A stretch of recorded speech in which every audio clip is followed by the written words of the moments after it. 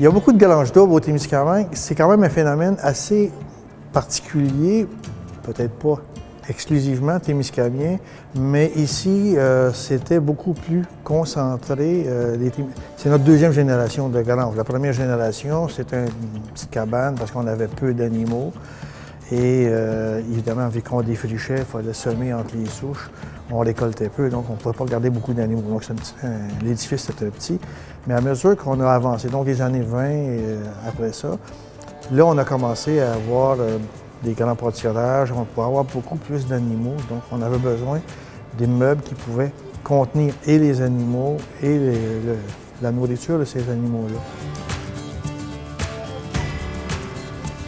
Ça permettait à l'agriculteur de pouvoir avoir plus d'animaux à hiverner et de passer rapidement d'une agriculture de subsistance à une agriculture un peu plus rémunératrice, si on veut.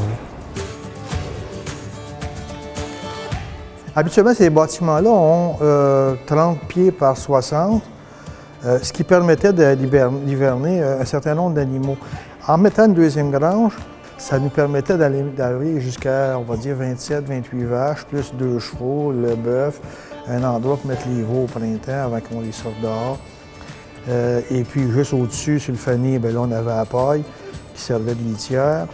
Et ça fait que c'était beaucoup plus facile pour l'agriculteur.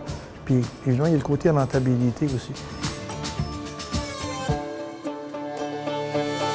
Il y en a eu beaucoup qui ont été démolis. On en a démoli une, parfois les deux sont démolis. Il y en a qui sont en ruine, ils ont le dos rond. Il faut quand même qu'on essaie de conserver cette partie de l'histoire du Témiscamingue.